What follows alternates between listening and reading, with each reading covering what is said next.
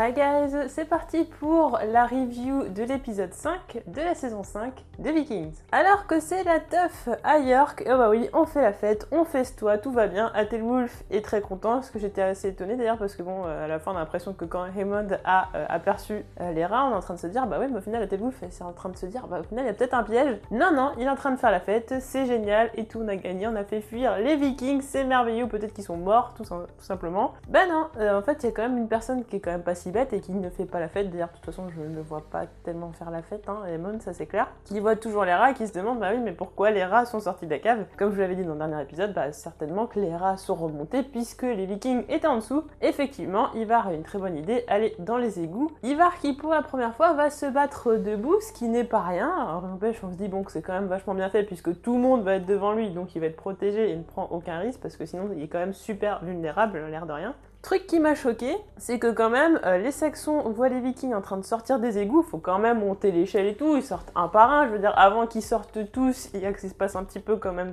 dedans, un petit peu quand même. Bah non, ils les regardent, ils sont comme ça en train de reculer, en train de sortir leurs armes, au lieu d'aller attaquer, de les buter et je sais pas, d'aller leur couper la tête. Super gore, mais en vrai, c'est la chose que j'aurais faite, je sais pas, je suis commandant d'une armée, allez-y, vite, butez-les, je sais pas, enfin, trouvez une solution quoi. Non, au lieu de ça, ils reculent tous, ils sortent leurs armes et puis ils les regardent sortir un par un, allez, et 1, et 2, et 3, et 4, et puis après ils sont vite débordés, parce que déjà ils sont en infériorité numérique, mais en plus Ivar avait prévu le coup, donc en fait, en plus ils sont dans un endroit qui est très exigu, donc forcément ils se retrouvent très vite submergés, donc très intelligent de la part d'Ivar d'avoir songé aux égouts. Petite question que je me pose encore, c'est comment Ivar est sorti des égouts. Alors on le voit à la fin, tout en haut de l'échelle, que effectivement on le porte et tout, mais comment il a fait pour grimper à l'échelle? Parce que techniquement, il faut arriver à plier le genou et tout ça, donc enfin, bon, bref, et c'est exactement pour ça qu'on le voit pas monter à l'échelle, c'est parce que, écoutez les gars, en fait, on va pas vous montrer un petit peu tout, faites genre que vous y croyez, hein, et puis ça va passer tout seul. Bon, effectivement, il y a que moi, je suis sûre, qui est en train de chipoter là-dessus, je pense que tout le monde s'en fout. Donc on a droit encore à une bataille à pleine de boue et de sang, avec un viking, avec sa grosse masse et tout, qui est assez impressionnant, hein, qui repousse totalement Alfred. Bon, on sait qu'Alfred, de toute façon, ne va pas mourir, mais peut-être, je pensais peut-être qu'il y aurait Aethelfred dans le coin et qu'il allait mourir ou ce genre de choses. En fait, non, c'est Manal qui va mourir pour protéger Alfred. D'ailleurs, je suis assez étonnée puisque, au final, Aethelwulf était prêt à mourir. Je pense qu'en fait, le mec, il avait tellement peur de repartir dans la honte qu'il préférait mourir au combat et tout, plutôt que d'avoir à admettre que les Vikings l'ont eu une fois de plus. Mais en tout cas, tout est quand même la faute d'Haemond. Haemond qui, de toute façon, va avoir à répondre de ses actes techniquement, parce qu'en fait, quand même, il va se retrouver capturé par Ivar. Mais il se passe quand même une scène qui est super intéressante, et je l'ai trouvé... ça m'a pas tellement surpris en fait de la part d'Ivar, puisque c'est quand même quelqu'un qui respecte ses ennemis. D'ailleurs, comme c'est un petit peu le cas pour Ragnar et Egbert, bah il y avait un lien qui se crée et tout ça. Bon là c'est encore différent. Et du coup donc on a quand même Ivar qui voit que Haemond est totalement en difficulté, son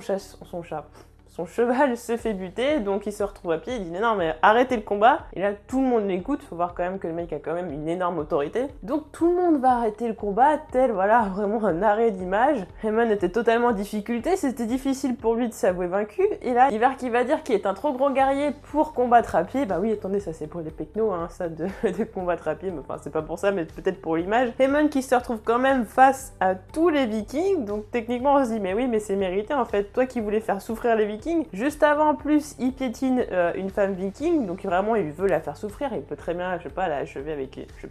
son épée ou lui galoper dessus en une fois et puis c'est fini. Non, il retourne dessus, il fait une pirouette et hop, il la piétine, il va revoir ça et malgré ça, quand même, il va le capturer. Il se dit pas, bah attends, le mec, quand même, il a envie de faire souffrir les Vikings, il nous hait, il nous prend vraiment pour des démons et du coup, on va le buter, comme ça, c'est fini quoi. Bah non, en fait, il va s'amuser et c'est vrai que Ivar, ça risque de lui jouer des tours, mais quelque part, c'est assez intéressant parce qu'on sent qu'un lien va se créer entre les personnages. Et d'ailleurs, je ne remercie pas les interviews de Michael Hurst qui m'ont du coup spoilé, parce que comme je vous en avais parlé, pour moi, soit Haemond allait capturer Ivar, soit ça va être l'inverse. Au final, c'est vraiment arrivé, donc j'ai un petit peu la haine, je crois que j'ai arrêté de regarder les interviews. Alors, déjà que les comptes Instagram des acteurs, déjà, c'est un petit peu spoil déjà, donc voilà, on va se calmer là-dessus. En tout cas, donc va se créer un lien, et ce qui est intéressant après, c'est toutes les discussions qui va avoir lieu entre Ivar et Haemond. Donc Haemond va donc être capturé, donc il va être attaché, etc. Il va y avoir toute une discussion. Déjà, chose très importante, Ivar va récupérer l'épée de Haemond, et cette épée n'est pas n'importe laquelle. Alors là, j'avais fait quelques recherches il y a un moment, donc il y a marqué Anani Zapata, bon, c'est pas facile à dire, et en fait ce serait une variation du mot Anani Zapta, qui est en fait un épigraphe médiéval qui a été trouvé en Allemagne, mais aussi en Angleterre. qui aurait comme vocation de repousser le mal, mais aussi de protéger le porteur chrétien du mal, mais aussi de la destruction. Donc c'est quand même une épée qui est très importante pour un chrétien et surtout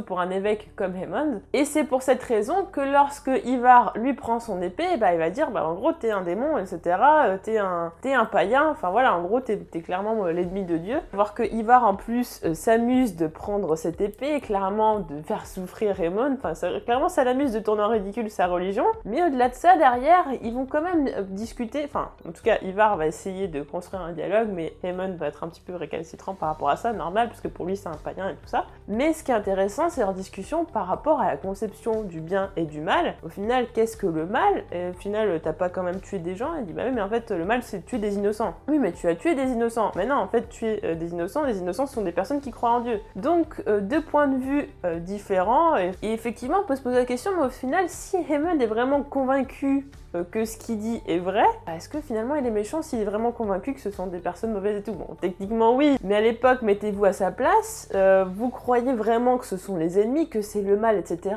Et clairement, vous faites le bien en fait en faisant ça. Mais bon, après le fait qu'il fasse souffrir et tout, bah ouais, c'est encore autre chose. Mais du coup, ça pose pas mal de questions, il y a en fait une ambiguïté dans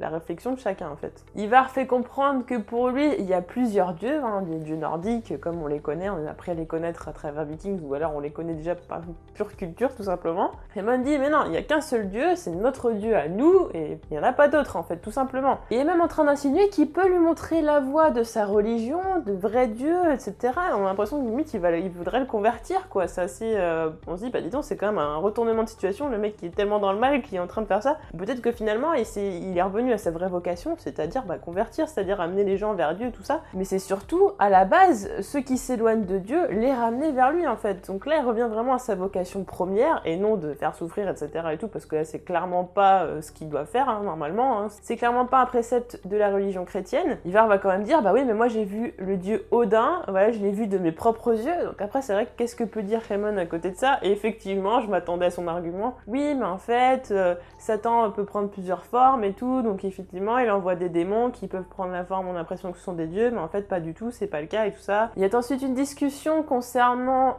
Ivar lui-même. Il dit, oui, mais t'as pas l'air de me craindre, alors est-ce que tu sais vraiment qui je suis? Et là, Aemond dit, oui, bah tu es le fils de Ragnar Lothbrok et tout, enfin voilà, je te connais, tout le monde te craint et tout. Il dit, ouais, mais toi tu me crains pas, comment ça se fait? Il dit, bah je ne crains aucun homme. C'est vrai que beaucoup de religieux sont comme ça, ils ne craignent pas les hommes, ils ne craignent que le jugement de Dieu et le mal. Ivar qui dit, oui, mais peut-être qu'en gros, ce qu'on dit sur moi, c'est peut-être pas vrai, et justement, je vais te le montrer, et c'est là qu'on comprend que, effectivement, dans tous les cas, Ivar va s'amuser avec Aemond et lui montrer son monde, lui montrer qui il est. Bah oui, peut-être qu'il croit que c'est un monstre, mais il va lui montrer une autre facette de lui montrer aussi sa religion, pas mal de choses, ce qui nous rappelle effectivement ce qui se passait avec Athelstan, mais là on n'est pas du tout dans le même caractère, dans le même genre de personnage, on est quand même là avec un guerrier religieux, un évêque guerrier clairement, donc là on n'est pas du tout la même chose, surtout qu'en plus Aemond veut faire souffrir les gens et tout, alors que Athelstan avait un cœur énorme et était vraiment pieux, il ne péchait pas, enfin il a péché vers la fin, mais bon, au début il péchait pas du tout, donc c'était vraiment un homme bon fondamentalement, et là on se retrouve avec un autre type de personne, donc on se dit que dans tous les cas la relation qu'il y avait entre Ragnar et Athelstan ne pourra pas se produire entre Ivar et Aemond parce que clairement il risque d'être quand même hermétique à tout ce que Ivar va pouvoir lui montrer. Je me disais bien qu'il allait avoir quand même une question d'ego à ce moment-là parce que Aemond qui ne se plaint pas d'être battu, qui avec toute la vanité qu'il a, comme l'avait fait remarquer justement Æthelwulf, ça aurait été un petit peu bizarre et justement il dit quand même à Dieu épargnez-moi l'humiliation et tout ça, en gros voilà, d'être persécuté par mon ennemi, enfin voilà, clairement d'être le jouet de son ennemi, il ne le veut absolument pas, parce que attends, mon ego quand même, je suis un homme de Dieu et tout, vous allez quand même pas faire ça. Et ce qui est marrant, c'est quand même Ivar qui veut dire, est-ce que ça fait aussi partie de ton voyage, puisqu'ils en parlaient juste avant, justement sa vie est un voyage certainement vers Dieu, et donc ça, est-ce que justement, en gros la question c'est, est-ce que Dieu te met à l'épreuve pour la suite après? Est-ce que tu penses ça? Est-ce que dans ta religion, clairement, on t'avait préparé, est-ce que tu vives ce genre d'épreuve pour être plus près de Dieu par la suite en fait? Donc je trouve ça vraiment intéressant, j'avais vraiment envie que ce genre de choses arrivent, parce que c'est vrai que Aemond il m'intéressait pas tellement, alors bien que ce soit Jonathan Rhys-Meyers, que j'adore et qui est mon acteur préféré et que je l'aime et il est merveilleux dans les Tudors en Henri VIII, mais là je vous avoue qu'Aemond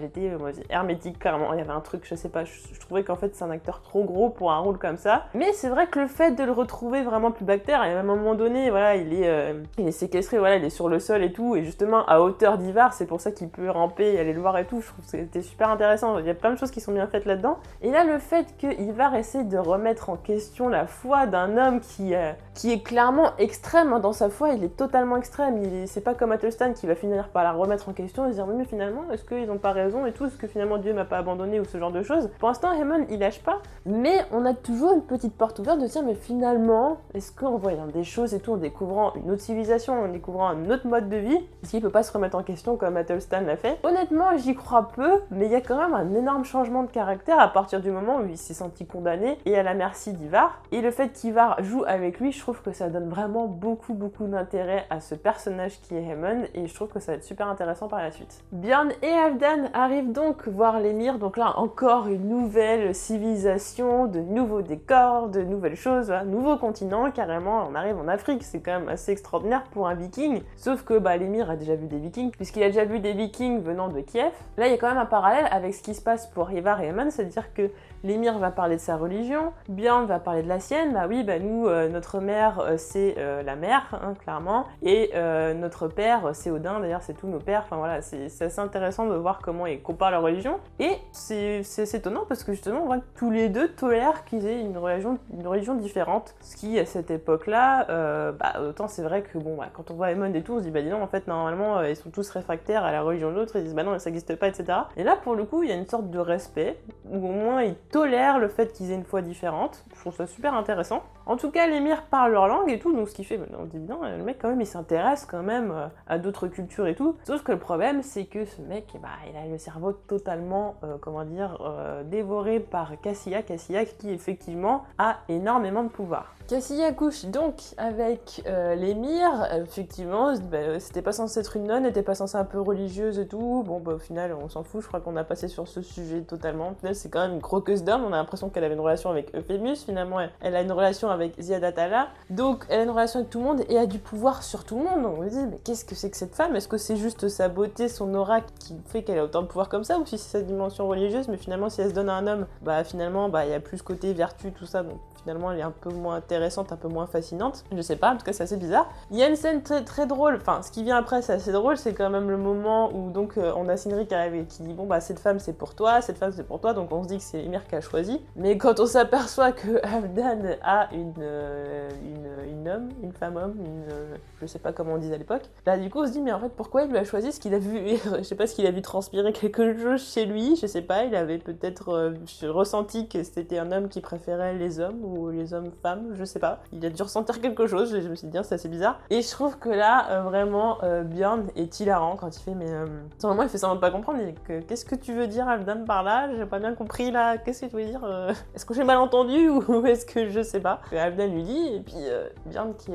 mais ça te dérange, alors je sais pas si c'est dans le sens, je sais pas si Bjorn a dit ça dans le sens mais moi aussi j'avais compris en fait que tu préférais les hommes, ou si c'est plutôt je sais pas trop quoi dire, en fait ça t'a dérangé, ou finalement est-ce que t'aimes ça, je suis un peu curieux, t'aimes ça ou t'aimes pas ça, et au final on sait pas si Halfdan a consommé cette relation d'une nuit, on sait pas du tout, on reste dans le flou. J'ai envie de dire oui parce qu'il reste super flou, et en même temps on peut se dire il reste super flou parce qu'il est super gêné, que c'est super humiliant pour lui, peut-être qu'au final il a juste pas envie d'avouer sa vraie nature, et voilà, mais en tout cas la réaction de Bjorn était quand même super drôle. Euphémius avait une tête de traître, et effectivement c'était un double traître, c'est-à-dire qu'en fait il avait récupéré Cassia à l'empereur Michel II, donc en fait Michel II voulait le faire tuer, et en fait Euphémius, en gros c'était un petit peu la marionnette de Ziadatala, mais finalement quand il a voulu changer les choses, finalement il a voulu trahir Ziadatala pour revenir vers Michel II pour récupérer ses faveurs, donc en fait il est capable de trahir tout le monde pour survivre tout simplement, un petit peu comme tout le monde à l'époque, j'ai envie de dire. Donc une fois de plus il a essayé de faire quelque chose, on sentait que sa mort allait bien arriver, alors là de là à ce qu'il finisse dans l'assiette, surtout en plus on a bien dit oh c'est bon quand même, c'est pas mal, hein, voyez, la viande humaine, c'est assez... Cynric qui entend Cassia et Ziadatala en train de parler justement du repas et du fait que ce soit Euphémius qui soit dans leur assiette, voilà, surtout en plus on voit des côtes et tout, je me dis wow, je sais pas ce qu'ils mangent, c'est de l'agneau, je sais pas, ça a l'air bon et tout, après on apprend que c'est ça, je fais ouais, non merci, finalement je crois que ça va aller, hein. Donc bon, c'est assez étonnant comme façon de faire. Et voilà, c'est tellement cruel, on se dit mais cette femme elle est d'une cruauté, mais qu'est-ce qu'elle avait voilà, contre lui? Peut-être parce que c'est le fait qu'il l'avait enlevé et tout, elle en voulait à mort. Elle lui a fait croire qu'elle l'aimait, ou enfin je sais pas, qu'elle était vraiment avec lui, je sais pas, qu'elle avait une relation avec lui, et au final pour qu'il finisse dans une assiette, enfin elle s'est vengée en tout cas. Ils disent qu'ils sont libres, donc ils sont tranquilles, sauf que le problème c'est que Björn, Halfdan et Cynric étaient les gardes du corps de Euphemius, et donc par conséquent ils sont complices. D'ailleurs, comme on voit d'ailleurs, et c'est assez intéressant, c'est le fait que Björn et Halfdan soient vraiment super étonnés du fait que 3 hommes se fassent tuer juste parce que Euphemius a réussi à s'échapper, vu que c'est un petit peu de leur faute parce qu'ils ont manqué de vigilance, bah clairement ils se font buter quoi. Et du coup reporter la faute sur d'autres personnes, tuer d'autres personnes pour l'acte d'une autre personne, bah ça les étonne un petit peu parce que pour eux c'est un petit peu voilà, on assume la responsabilité, quelqu'un a fait quelque chose de mal, bah c'est sa faute et on tue lui, pas tuer d'autres personnes qui sont innocentes et qui sont incompétentes tout simplement. Donc il y a un décalage des cultures qui est quand même super intéressant et j'aurais voulu vraiment qu'on approfondisse ça parce que je trouve que Ivar et Aemon c'est super intéressant mais c'est surtout religieux. Pour l'instant c'est pas culturel parce que culturel ça va être surtout quand ils vont arriver à Kattegat, ils vont arriver chez le roi Harald et tout avec Aemon, ça va être super intéressant. Pour l'instant c'est surtout religieux et là il y avait un côté religieux au tout début mais là c'était surtout culturel et tout ça, donc je trouvais ça intéressant et j'aurais voulu qu'on creuse un peu plus avant qu'ils se fassent avoir. Donc là ils se retrouvent dans de beaux draps. En tout cas on a vu que Björn avait récupéré un petit morceau de bois qui va sûrement lui être utile, un petit peu pointu, donc je pense que dès que la tempête de sable va arriver au bon moment, bon bah il va arriver à buter quelqu'un puis ils vont réussir à s'échapper. Je sais pas si vont tous réussir à s'échapper, j'espère que Cynric ne va pas mourir, mais en tout cas Cassia par de nombreux regards a montré que de toute façon ils étaient les prochains à crever, donc on s'y attendait finalement à ce qui allait se passer. Donc la tempête de sable qui risque de ne pas arriver à temps, il fallait qu'ils gagnent du temps, mais au final quand Cassia a vu que la tempête de sable arrivait, bah elle s'est dit attendez les gars, il va falloir vite les buter parce que sinon ils vont nous faire un coup de Trafalgar. Bah ouais, pour le coup c'était ce qui allait se passer. Donc là on a, je sais plus si c'est Björn ou si c'est Halfdan qui dit bah ouais c'est trop tard, et ça s'arrête, donc on ne sait pas. Mais en tout cas bon, bah peut-être que Cynric risque d'y laisser la vie, j'ai du mal à croire qu'ils puissent s'en sortir tous les trois, ou alors ils sont super forts et peut-être que ça va pas du tout être crédible, ou alors vraiment la tempête de sable arrive plus que prévu, je sais pas, enfin en tout cas Björn va servir de son petit morceau de bois et il va s'en sortir. Après pour retourner jusqu'à chez eux, je sais pas comment ils vont faire, je pense pas d'ailleurs qu'ils vont retourner directement, ils vont sûrement faire d'autres chemins, quoique vu ce qui se passe et qui va se passer prochainement à Kattegat, vu que Ivar retourne là-bas. D'ailleurs, chose que j'avais oublié de parler, d'ailleurs c'est quand même super important, c'est le fait que Ivar pour une fois ait écouté Hvitserk qui finalement peut s'imposer à des idées pas si bêtes, ce qui est pas très étonnant par rapport au réel personnage, à la réelle personne qui a existé, parce que d'ailleurs justement il a beaucoup plus d'importance qu'il en a actuellement dans la série, et notamment certaines choses qui sont liées à Aemon, mais ça je vais pas vous spoiler, vous le rechercherez sur Google, on en parlera dans une vidéo. Donc Hvitserk qui finalement a un plan, Ivar qui dit bah oui mais de toute façon les Saxons sont partis tout, au final ils sont plus beaucoup, on peut vite les finir et c'est terminé, on est tranquille, on récupère les terres, je ne sais pas, enfin voilà. En tout cas ils peuvent très bien les terminer et la sphère est finie, pour le moment du moins pendant quelques années, et peut-être que leurs ennemis auront du mal à se dire oh, attendez on va pas attaquer des mecs qui ont quand même tué autant de monde quand même, ils sont quand même trop malins. Et au final Hvitserk dit non, notre avenir quand même c'est à Kattegat, parce que si Ubbe tue Lagertha ou alors qu'il l'a fait abdiquer, je sais pas d'ailleurs comment il a fait abdiquer, enfin bon, il faudrait déjà qu'il ait du pouvoir sur des gens et qu'il soit vraiment en surnombre pour faire ça. Effectivement ça suivrait ce que Margaret voudrait, mais bon techniquement je pense pas que ce soit probable, en tout cas pas pour le moment, hein. Ubbe il est pas assez développé, il a pas assez d'autorité ou quoi que ce soit, surtout qu'il se fait saper son autorité par son petit frère. Pour le moment c'est pas c'est pas vraiment le moment du tout quoi. Donc Hvitserk qui fait comprendre, bah ouais mais si jamais on part Kattegat, on peut plus rentrer où que ce soit, donc c'est vrai qu'imaginons dans le pire des cas ils se font chasser d'Angleterre, ils vont où? Puis même c'est leur maison, ce sont des Vikings, donc forcément ils vont devoir rentrer en Norvège à un moment donné, et surtout bah, dans la terre de leur père clairement. Donc Ivar qui aime beaucoup sa façon de réfléchir et qui ajoute quelque chose à ça, surtout que Hvitserk en plus est prêt à tuer Ubbe. Bon alors que Ubbe est en train de se dire oui mais bon quand il parle à Floki, ouais mais on est en guerre et tout ça, mais bon techniquement voilà il n'y a pas vraiment le mot tuer et tout, enfin sous ses frères quoi. Mais Hvitserk est déjà dans l'optique de tuer Ubbe. Bon bah pourquoi? Parce que enfin je sais pas, t'as rien fait, hein, c'est juste tu crois qu'il t'a traité comme un chien, bon. Bref, Hvitserk c'est un personnage qui me saoule très clairement, mais qui peut être intéressant par la suite. Ivar donc qui va ajouter son petit grain de sel en disant bah ouais mais il y a le roi Harald qui a envie de récupérer Kattegat pour être roi de Norvège, donc si on s'allie à lui pour l'instant, et puis qu'après on lui faisait un petit coup à l'envers, comme ça ce serait assez sympa, bah pourquoi pas, au final en plus ils peuvent le surveiller et tout par la suite, savoir quelles sont ses intentions, ses forces et ses faiblesses, donc forcément ça va être une bonne idée, et puis surtout de toute façon vu le trailer qu'on a vu, on savait très bien qui était du côté de qui. Le truc c'est que Björn, bien qu'il veuille faire la guerre avant que Björn revienne, bah apparemment Björn va quand même rentrer au bon moment. Floki est magistralement de retour à Kattegat avec un petit slow motion des familles, là, avec son manteau, comme ça, tac, tac, tac, je suis super classe. Bon, waouh, je me dis, bah dis donc, Floki est grande classe. À chaque fois qu'il a des scènes, il y a des scènes avec lui, elles sont juste magnifiques, quoi, c'est juste incroyable. Et je pense que c'est vraiment un personnage qui doit être adoré par Michael Hurst, au point, voilà, qu'il le mette tellement en avant comme ça, aussi bien, vraiment, il y a quelque chose de particulier, je trouve, avec Floki. Donc il retrouve Lagertha, on se dit, bon, c'est pas non plus les meilleurs amis du monde, mais elle est quand même contente de le revoir, parce que bon, c'est quand même un ancien, quoi, c'est un ami de Ragnar et tout, ça lui rappelle Ragnar. Mais le hic, c'est que Floki déclare qu'il a trouvé une terre où il n'y a personne, mais que des dieux, et que c'est une terre qui n'est faite que pour les plus fervents croyants. Et là, Lagertha se sent super vexée, en gros, bah ouais, mais genre, moi et Ragnar, on n'est pas du tout des vrais croyants. Alors autant Ragnar, je peux comprendre, parce que Athelstan, etc., mais bon, il est mort, donc je pense que je vois pas Floki redire du mal de lui, alors que bon, il est mort. Autant Lagertha, même si elle avait accueilli Athelstan sous son toit, bah elle a toujours été pour les dieux tout, même elle leur disait, c'était quelque chose qu'elle disait, c'était quand même important, elle le disait à Astrid et tout, donc elle a enseigné à Astrid, donc je trouve quand même que c'est une très bonne croyante et tout, enfin une fervente croyante, donc je comprends pas trop les interrogations de Floki. En tout cas, on s'en doutait, forcément ça allait pas lui plaire, parce que c'est clairement pas le moment, on veut dire, tout le monde est en train de la trahir, en plus le roi Harald veut récupérer son trône, donc forcément elle va avoir besoin du maximum de personnes, donc c'est clair que c'est pas le moment que Floki aille faire sa petite trempette, sa petite balade jusqu'en Islande, ramener tous les gens, puis plus jamais revenir, merci, au revoir, et voilà, il y a je sais pas combien de guerriers en moins, donc forcément ça lui plaît pas, et là donc confrontation, elle lui interdit, et là on voit, bah disons, il n'y a aucune autorité de Lagertha sur Floki. Bon, on sait déjà qu'il va faire un truc. De toute façon, on s'en doutait, ça c'était sûr. Et par rapport au réel personnage, bah forcément, c'est qu'il retourne en Islande. Floki va donc recruter des personnes dans le dos de Lagertha, mais ce qui est intéressant, c'est qu'on a l'impression qu'il dit quand même des mensonges. Quand on lui dit, bah le climat il est bon. Alors c'est vrai que Floki est pas resté longtemps, donc on peut se dire techniquement il ment pas. Mais je sais pas, de la façon dont c'est amené, c'est par rapport à la réelle histoire, j'ai l'impression qu'il y a des gros mythos et ou en tout cas qui se trompent en tout cas et que ça va partir en live parce que on voit vraiment que ça insiste sur le fait que les nouveaux personnages sont en train de dire oui, le climat il est bon et la terre elle est fertile, il fait oui c'est super et tout, je sens que quand ils vont arriver on va faire un temps dégueulasse, la terre il n'y a rien qui va pousser, ils vont tous crever la dalle à manger des cailloux, je le sens comme ça. En tout cas ça permet d'introduire des nouveaux personnages, forcément des habitants qui sont là depuis longtemps mais qu'on n'a pas mis en avant, et dont un acteur qui est le fameux Edge, si vous connaissez le catch, enfin moi j'ai regardé il y a longtemps, donc pour le coup je l'avais pas reconnu, mais c'est vrai qu'on en parlait depuis déjà avant la saison 5 du fait qu'il serait dans le casting, et puis là forcément tous les articles en parlaient. En tout cas je trouve ça assez cool, je trouve qu'ils se font totalement dans le décor. Il y a un autre acteur,